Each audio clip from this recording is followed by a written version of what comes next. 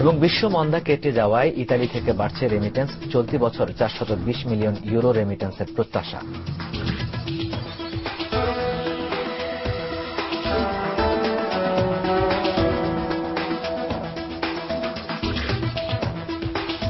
শিরোনাম শুনলেন, এবার চলে যাচ্ছি পুরো সংবাদে।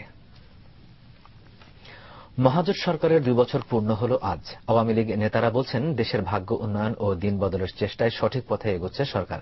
তবে মন্ত্রীরা আরো সচেষ্ট হলে প্রধানমন্ত্রীর অনেক উদ্যোগ পণ্ড হতো না বলে মনে করেন তারা। মহাজোট সরকারের সাফল্য এবং ব্যর্থতার সেই হিসেব নিকাশের কথা জানাচ্ছেন মাহমুদ সোহেল।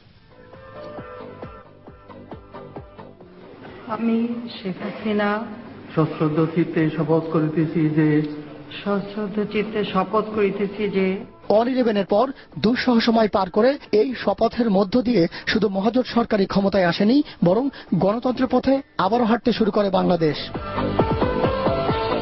ক্ষমতা গ্রহণের শুরুতেই বিডিআর বিদ্রোহের মতো অবিশ্বাস্য এক বিপর্যয় বেশ সাহসিকতার সাথেই এর মোকাবেলা করে সরকার।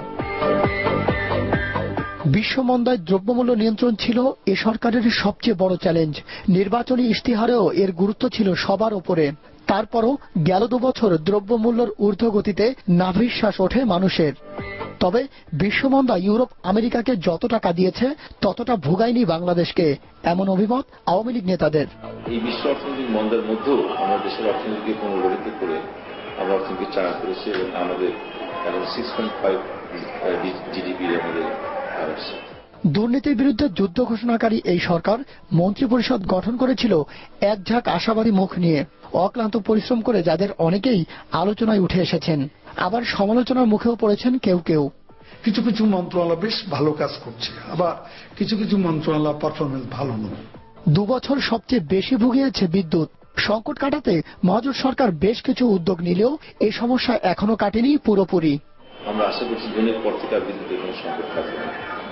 আমরা 2014 সালের মধ্যে 7000 মেগাওয়াট আমরা বিদ্যুৎ উৎপাদন নতুন করে করতে সক্ষম হবে, সেই ধরনের আমরা প্রতি হাতে নিয়ে কার্যক্রম শুরু করেছি। সরকারের অনেক অর্জনই ম্লান করে দেয় ছাত্রলীগের উচ্ছৃঙ্খল আচরণ। এক পর্যায়ে ঐতিহ্যঘেরা এই সংগঠনের অভিভাবকত্ব ছেড়ে দিতে বাধ্য হন প্রধানমন্ত্রী। কিছু সমালোচনা থাকলেও দেশবাসীকে প্রথমবারের মতো একটি শিক্ষানীতি উপহার দিয়েছে মহাজোট সরকার। বঙ্গবন্ধু হত্যা মামলার রায় কার্যকরের মধ্য দিয়ে এক মাইল ফলক অর্জিত হয় গেল বছর। যুদ্ধ অপরাধের বিচারের কাজ শুরু করেছে সরকার। গঠিত হয়েছে ট্রাইব্যুনাল, গ্রেফতার হয়েছেন অনেকেই। রাজশাহী ভেঙে রংপুর বিভাগ করে কথা রেখেছে সরকার। এত কিছুর পরও প্রধানমন্ত্রী নেওয়া অনেক উদ্যোগ অবহেলার কারণে আলোর মুখ দেখেনি বলে মনে করেন আওয়ামী লীগ প্রেসিডিয়াম সদস্য ওবায়দুল কাদের। কোথায় ঘাটতি আছে সেটা পূরণ করতে কি করবেন, এটা অ্যাবসলিউটলি প্রাইম মিনিস্টারের নিজস্ব ব্যাপার, কারণ তিনি হচ্ছেন সরকার প্রধান। আমি এখানে বলবো না যে তিনি মন্ত্রিসভার পরিবর্তন করুন, মন্ত্রিসভা বদলান, এটা আমি বলবো। সব মিলিয়ে হিসেব কষে আওয়ামী লীগ নেতারা বলছেন, দিন বদলের সরকারের উদ্যোগ অনেকখানি বাস্তবায়িত হয়েছে ফেলে আসা 2 বছরে। মাহমুদ সোহেল, দিগন্ত টেলিভিশন, ঢাকা। সংসদ সার্বভৌম নয়, সুপ্রিম কোর্টের এই মন্তব্য সঠিক বলে মনে করেন বিএনপির স্থায়ী কমিটির সদস্য ব্যারিস্টার মওদুদ আহমদ। বুধবার জাতীয় প্রেস ক্লাবে আয়োজিত এক গোলটেবিল বৈঠকে তিনি এ মন্তব্য করেন। সরকারের 2 বছরে সফলতার চেয়ে ব্যর্থতার পাল্লা ভারী বলেও মন্তব্য করেন ব্যারিস্টার মওদুদ আহমদ। বিস্তারিত জানাচ্ছেন গাউসুল আজম বিপু। সরকারের 2 বছরে প্রতিশ্রুতি ও বাস্তবতা বিষয়ে গোলটেবিল বৈঠকের আয়োজন করে স্বাধীনতা ফোরাম। বৈঠকে বক্তাদের মুখে ঘুরে ফিরে উঠে আসে সরকারের নানা ব্যর্থতা ও প্রতিশ্রুতি ভঙ্গের কথা। বক্তারা বলেন, বর্তমান সরকারের সময় দেশের প্রতিরক্ষা পুরোপুরি ভেঙে পড়েছে। অনুষ্ঠানে বিএনপির স্থায়ী কমিটির সদস্য মওদুদ আহমদ বলেন, 2 বছরে সরকার প্রতিবেশী রাষ্ট্রকে উজাড় করে দিয়েছে। আজকে 85% সেবা এবং পণ্য এই চুক্তির অধীনে ভারত থেকে আসতেই হবে, আর বাকি 15% ভারতীয় ঠিকাদারদের পরামর্শে আনতে হবে। এর চাইতে গ্লানিকর আর কি হতে পারে আমাদের জন্য?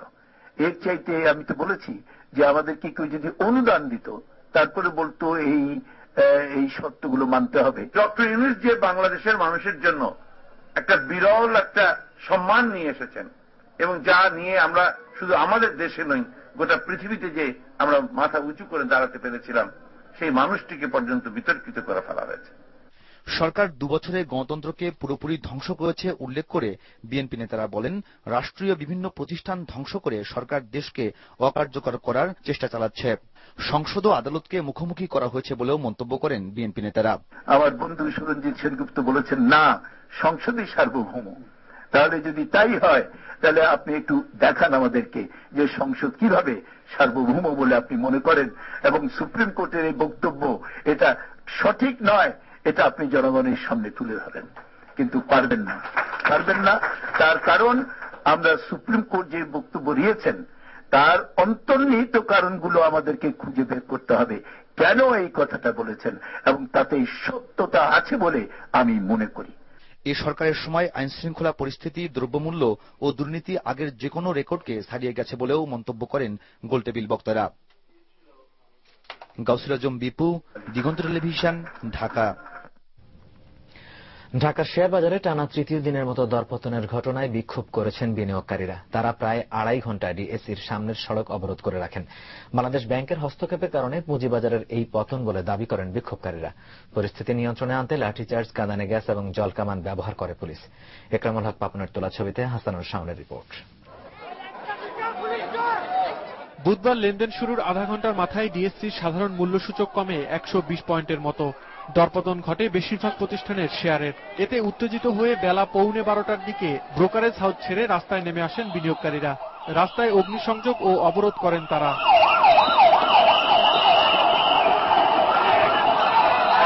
এতে মতিঝিল শাপলা চত্বর থেকে ইত্তেফাকের মোড় পর্যন্ত সড়কে প্রায় 2 ঘন্টা যান চলাচল বন্ধ থাকে। এ সময় পরিস্থিতি নিয়ন্ত্রণে আনতে বিক্ষোভকারীদের ধাওয়া করে র্যাব ও পুলিশ। টিয়ারশেল নিক্ষেপ ও জলকামান ব্যবহার করা হয়। বেলা 1:15টার দিকে পরিস্থিতি নিয়ন্ত্রণে নেয় পুলিশ। বাজারের বর্তমান পরিস্থিতির জন্য ডিএসসি কর্তৃপক্ষ, এসইসি আর বাংলাদেশ ব্যাংকে দায়ী করলেন ক্ষুব্ধ বিনিয়োগকারীরা। ব্যাংকে বলছে যে লোন আপনারা দিবেন না, আপনারা অ্যাডজাস্ট করেন, তার কারণে ব্যাংকে লোন দিচ্ছে না। একটা ভ্যালু রেট বাইরে গেলে তদন্ত কমিটি গঠন করা, যখন মার্কেট ডাউন হয় তখন তদন্ত কমিটি গঠন করা যায় না। এইভাবে যদি শেয়ার পরে আমাদের অস্তিত্ব থাকবে না। সিন্ডিকেট করে তারা এই কয়েকদিন পর পর মার্কেট তারা নামাইতেছে।